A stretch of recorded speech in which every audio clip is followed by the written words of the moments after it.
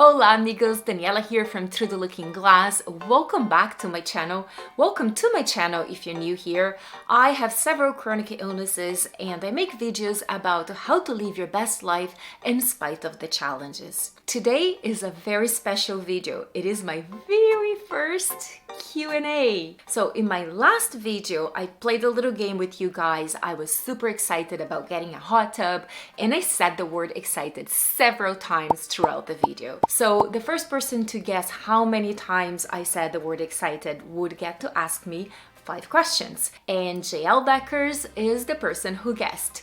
So here are JL's questions. Question number 1. What is your favorite part about being a YouTuber?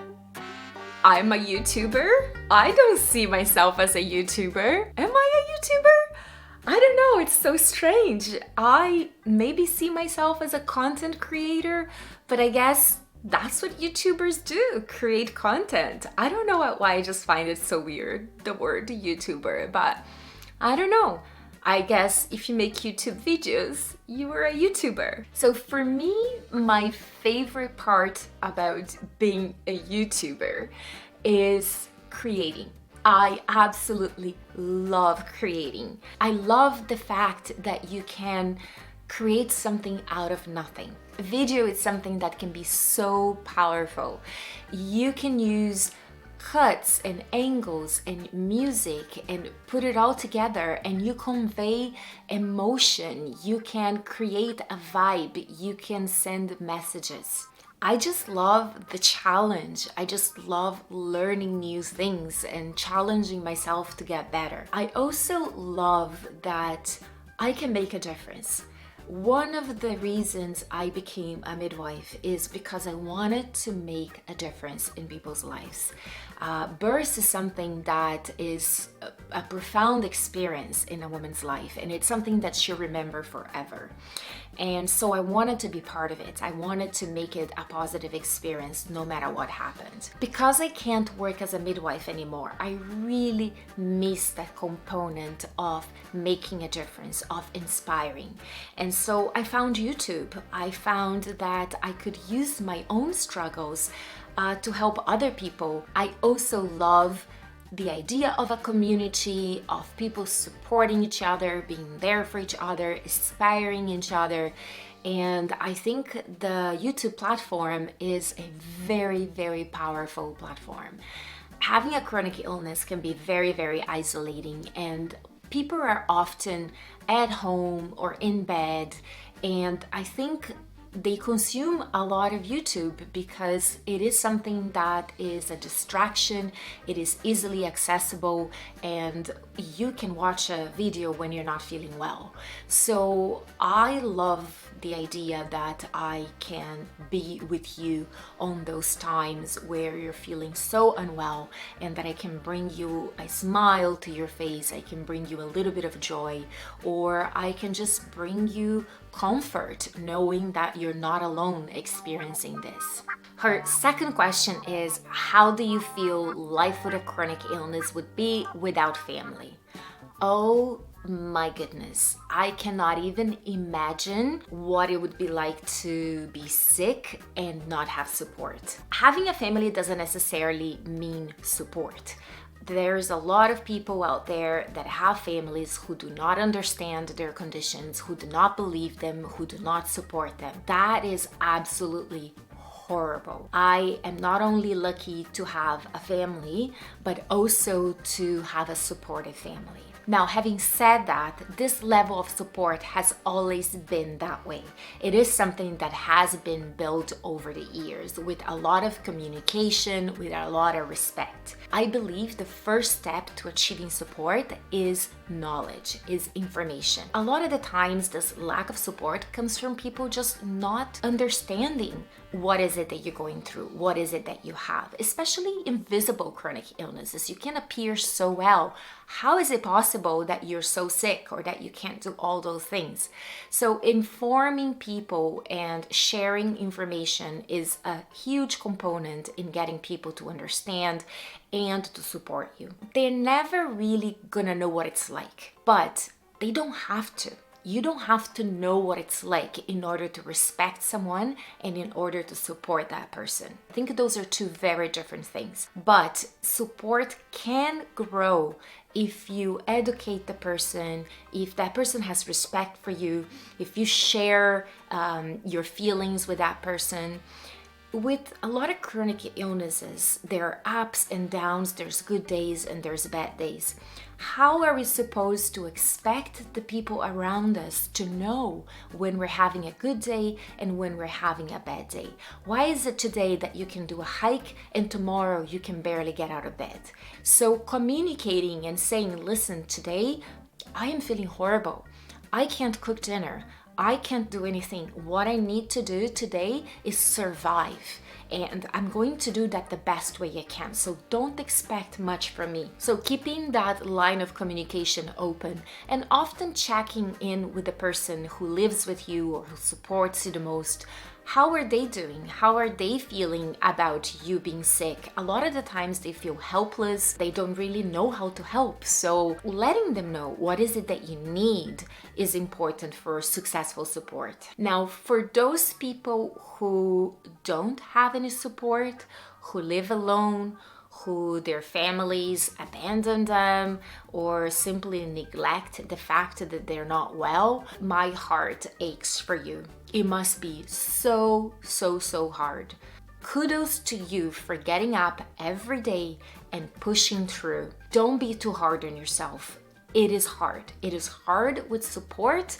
It is even harder without support. So inevitably, you will have days where you're less motivated, where it's harder to keep pushing.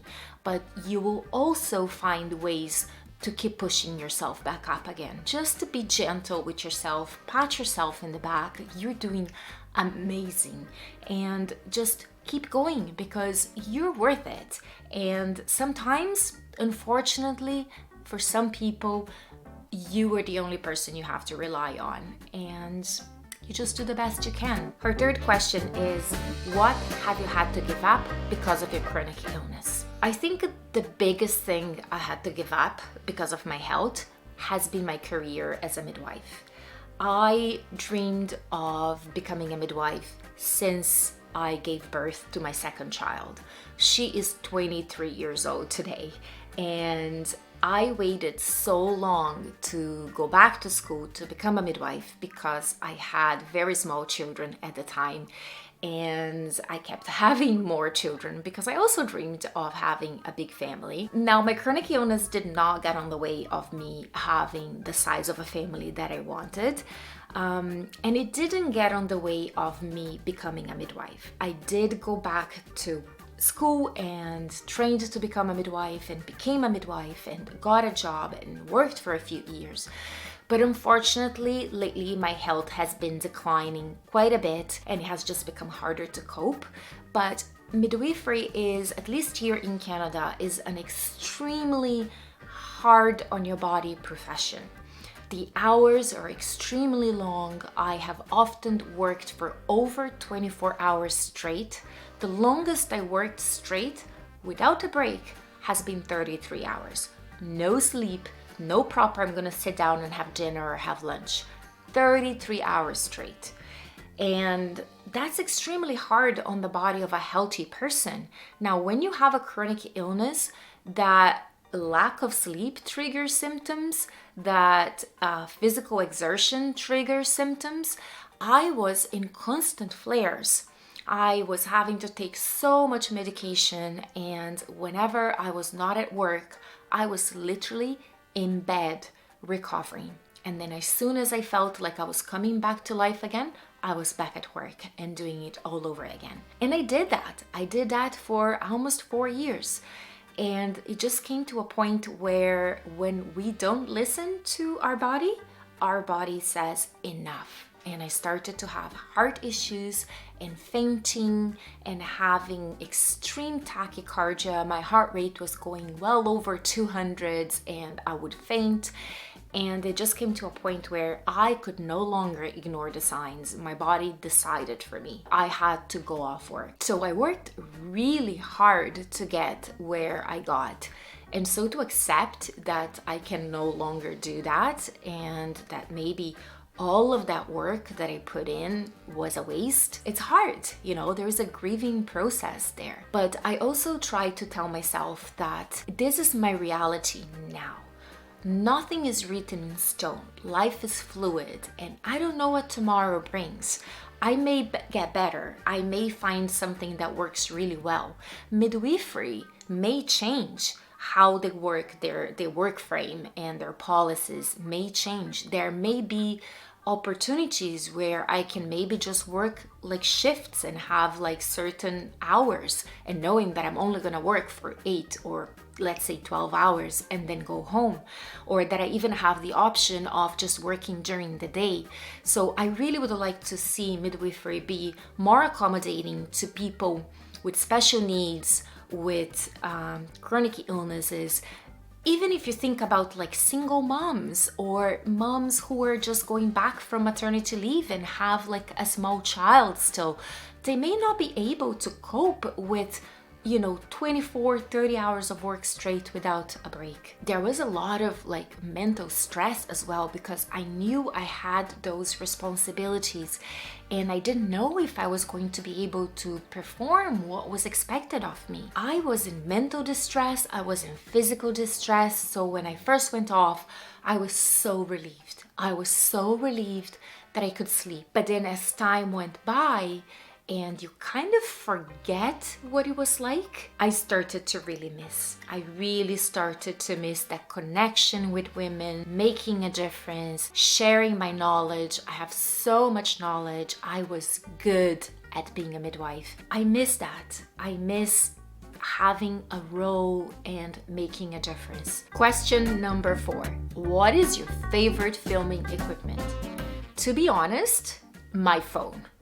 It is so easy and simple and portable and nothing to mess with. So many times I have recorded with my big Sony camera and I messed up some sort of setting, and then when I go look, there was no sound, or it was recorded in slow motion or whatever. This has never happened with my phone. Having said that, it is not the best sound. So if I am vlogging and I'm out and about, and that's the difference between not vlogging because carrying a big camera with a microphone and a tripod and all that is too much, I'll rather capture something with my phone and a selfie stick than not capture anything at all. But if I'm doing a sit-down video like I am today chatting with you guys, I am recording with my Sony ZV-E10. And that is a camera that is made for vloggers. It has a little flip screen, the ability to attach an external microphone, and you can interchange lenses. As I get better and as I learn more about cameras, I would be able to invest in different cameras and do a little bit more of a cinematic kind of filming. And that's something that I would really like to learn and be able to do. The other thing that I use a lot, it is a tripod. Right now the camera is on a tripod, and also pretty much this is a one-person show. Sometimes my husband is with me and he will grab the phone mostly. He doesn't really operate the Sony camera, and then he will do some filming with either his phone or mine. But most of the time, even when you see like multiple angles and all that, it's me resetting the camera, moving the camera, doing the same action again. And the third camera that I use is the GoPro. I absolutely love my GoPro. If I'm doing any sort of like really outdoors activity, like if I am backcountry camping, canoeing, on a pool or at the beach, I will just use the GoPro because I don't have to worry about water, sand. Oh, and lastly, and that's something that I don't use very often, I have it more as a hobby than to really make YouTube videos, is my drone. I have a DJI Mini. Yeah, it's super fun. I wish I could fly more. A lot of the places that I go, which are like provincial parks and things like that, you're not allowed to fly a drone. Here in Canada, flying a drone is very, very restricted. So I haven't been flying the drone very often, but that is definitely something that I would like to do more of. And that's pretty much it. That's what I use to film. And her last question is, what keeps you motivated when you're feeling sick to film and reply to comments? Regarding filming, I see it as I made a commitment with you guys. You guys subscribed to my channel. You watch my videos, and in return, I make sure to put out a video every week. So that is my commitment. So far, I have been able to upload a video every week. When I first launched my channel, I had videos recorded at least a month ahead of time so that I had that bit of a buffer in case I got sick and wasn't able to film. Unfortunately, I did go through a horrible flare, probably one of my worst flares that I can ever remember. I ended up using those 4 videos that I had. So right now, I'm pretty much flying by the seats of my pants. I am putting up a video every week as I film it.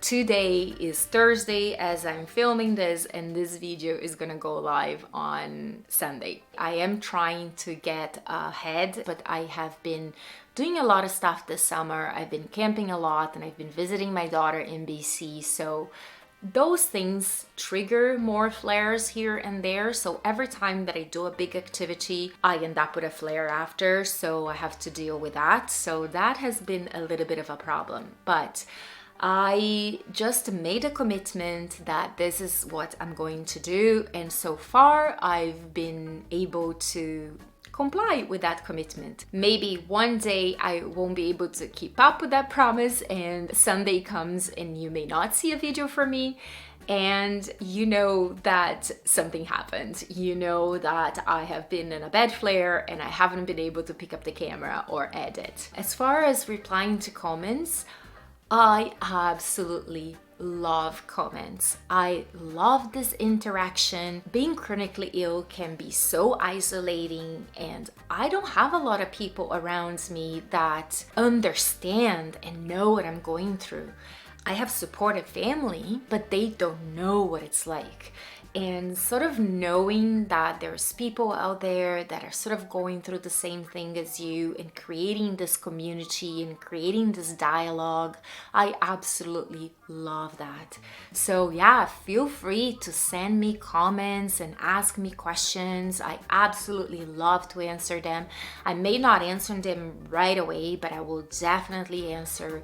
And let's build this community. Let's be here for each other. So those were JL's questions. Give it a thumbs up if you enjoyed it, subscribe if you haven't yet, and leave a comment if you enjoy this kind of format. Do you like Q&As? And I'll make more of it. So that's it for now, and I'll see you next week.